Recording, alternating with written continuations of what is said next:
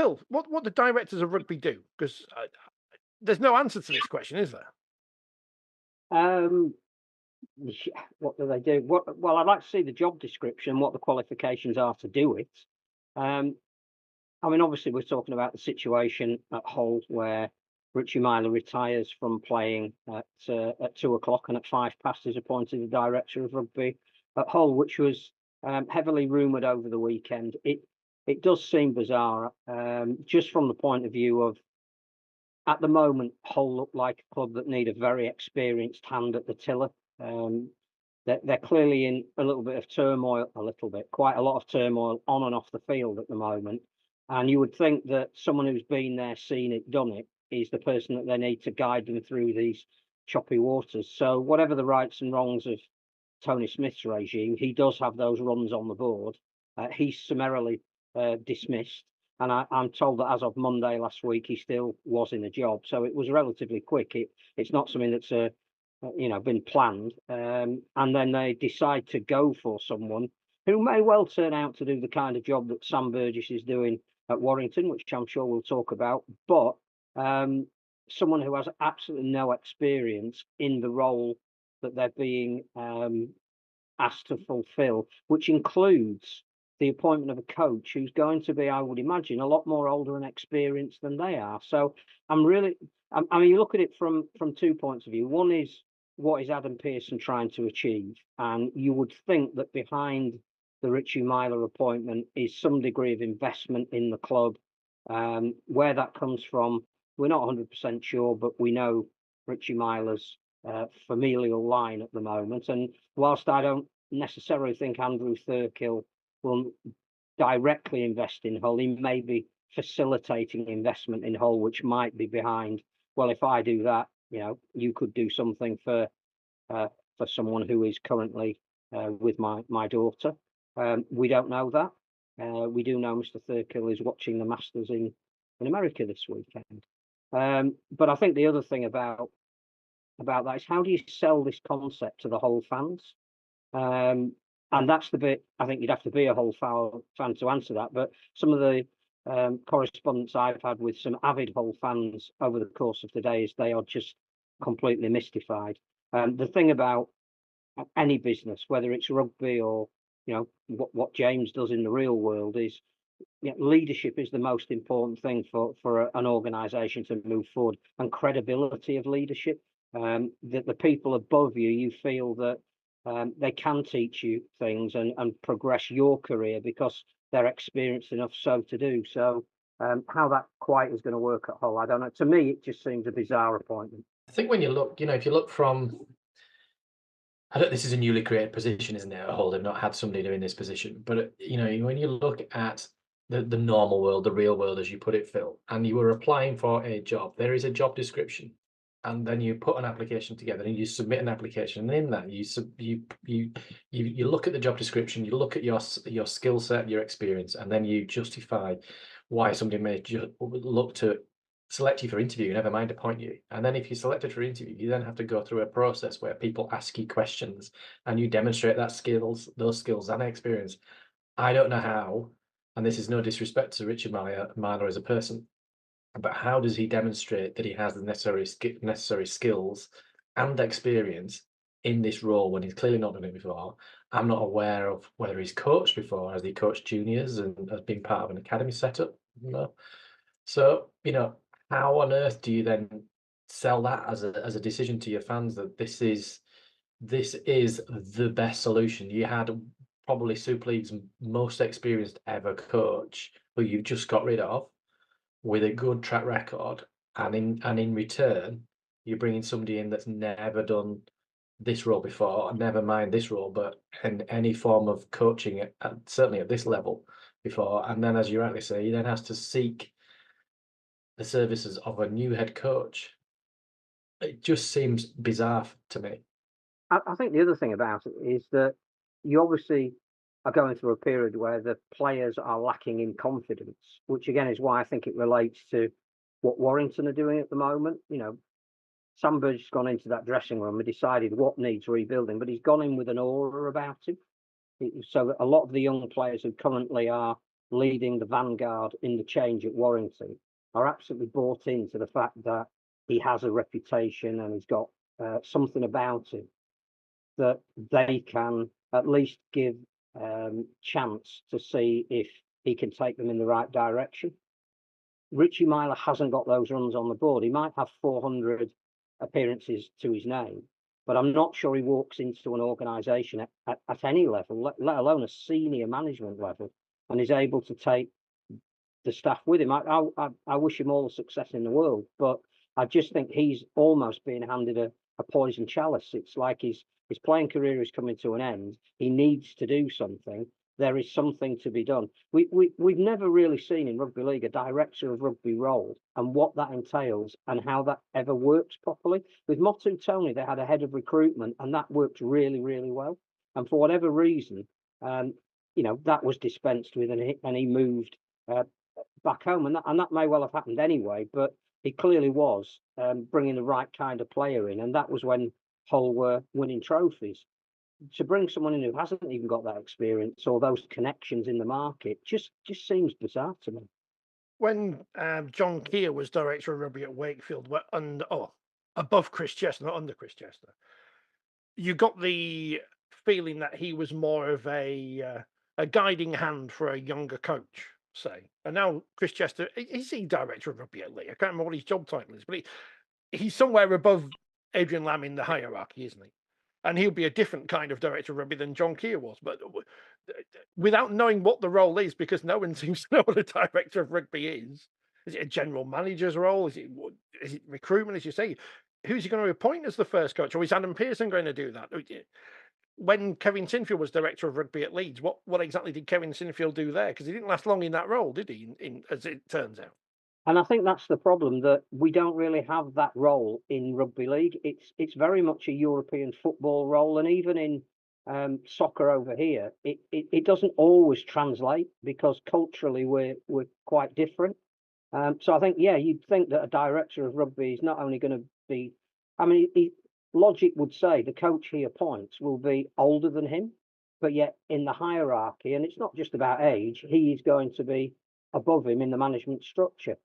I just think the whole thing seems a little bit rushed. And what it really needed was more of a statement from Hull as to why he was the man for the job.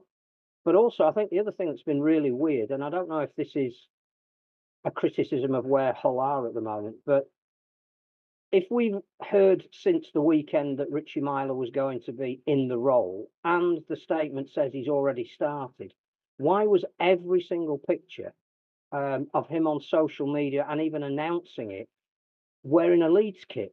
I'm not having a go at anybody there. I just don't think it's very professional, and it's not a great start to his reign where, every news story that's going to be out there today shows him wearing another club's colours. Particularly when he's at York as well, or has been until 5 minutes before the announcement. I don't know. I just think the whole thing's bizarre. Speaking from what I understand, the appointment process was for the head of match officials, for example. That was a rigorous process that followed a process that was undertaken by Tony Sutton when he was appointed. I know there was criticism about it's a job for the boys there with the RFL, but that was a rigorous process in terms of numerous stages of an interview, presentation, etc., and a job description that you apply against, and you submit experience. And I go back to the same point.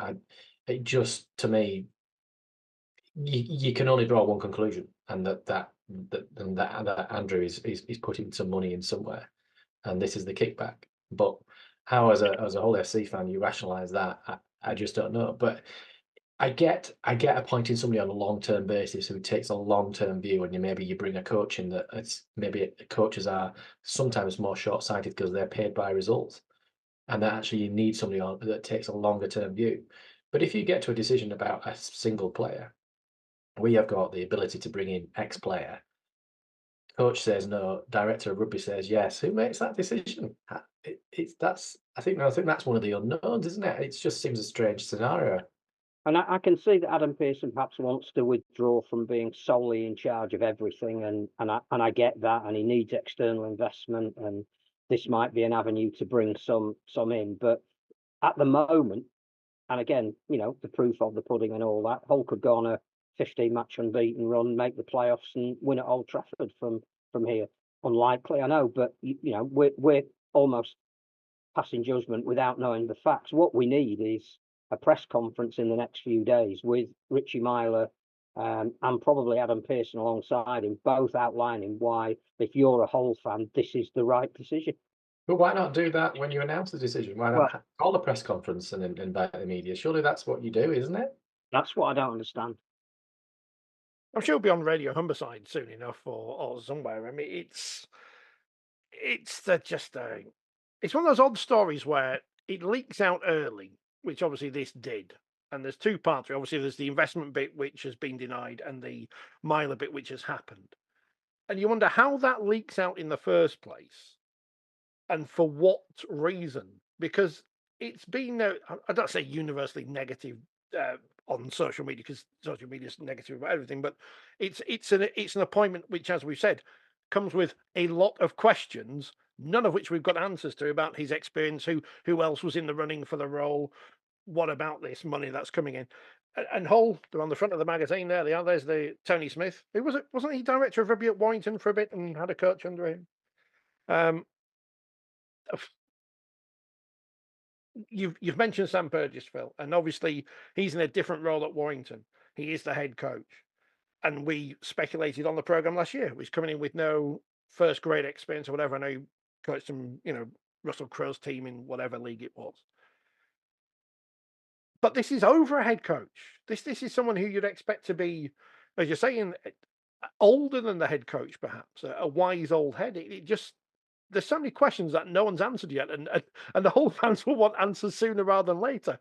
The Warrington model's working on two counts. One, clearly Sam is having an influence, and part of that is investment in youth, which I don't think has happened enough under previous regimes. But his director of rugby is Gary Chambers, who has brought a lot of these young players through the system, who had a spell as head coach at the end of last year. So whatever culture is and however we describe it, got to know intimately what was good about it and what needed changing.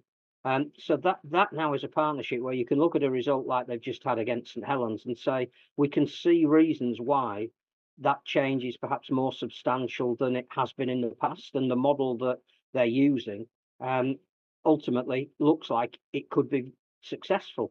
But, I don't think you can levy any of that at this appointment. I don't know how you can have a younger director of rugby than even some of the playing staff. There's going to be some very difficult decisions that need to be made at Hull about players that are coming to the end of their contract, which presumably is going to be undertaken by Richie Myler. But in some respects, it's going to be a very hard conversation to have when not only is he younger than some of the players that he may be talking to, but he's contemporaries of them as well. And that's just such a tough conversation to have. And now I've just remembered, because across the city at Hull Kingston Rovers, however many years ago it was, what was Jamie Peacock's job there? What job title did they give him above the coach? Because it was some kind of general manager or director of rugby role, wasn't it? And obviously didn't work out for him there. But that's not a criticism of Jamie Peacock. That's just how it happened at Hull County at the time. I think it goes back exactly to how we started the conversation and the example that James gave us about the match officials. You have to see the job description. You then need to make a decision as to which candidates are out there. And how does their CV best fit with the role that you want them to do? This seems to have been done the other way around. There's someone who's been made available, they've been put in position, and now we're all wondering about what job it is they're going to be doing and how they're going to do it and whether it can work. And it just seems in decent haste in some respects. James, why isn't rugby like the real world? Why aren't these places run like real businesses? Can you explain that? Well, I think I think one of the points is that hasn't he referenced something at about £5 million over the last few years in terms of what they've lost. That probably tells its own story, isn't it? It's not the real world. What business is there that continues going where you've made a loss of £5 million over the last, I don't know how many years he referenced, Phil, but that's where you wonder, isn't it, that people get involved in sport because it's a passion. And they're prepared to throw good money after bad on a passion project. But one would imagine that patience is probably wearing thin and not just the patience, but the bank balance at some point wears a little bit low, and I suspect that's where Adam Pearson's getting to. I don't know his finances clearly, but the sense that you get from the outside looking in is that he's looking for external investment, isn't he? And potentially looking for a way out. And the best way to do that is to drive some success. But I'm not sure this is the answer. I think Phil hit the nail on the head, really. That you've been presented with an opportunity, but why do you not cast the net wide, advertise a role, and see who comes forward, and then you select from there?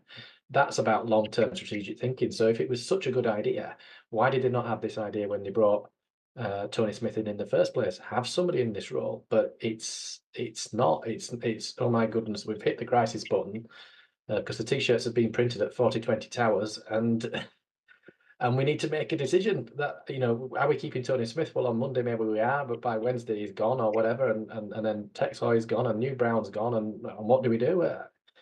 Who knows? They may have a coach lined up. I'd be surprised if they don't have a coach lined up, because most clubs, when they sack a coach, they've got somebody waiting in the wings to come in. But I would hazard a guess they'll have to pay Tony Smith enough, and there'll be a limited budget there for a coach potentially. Are they going to look at somebody lower down in the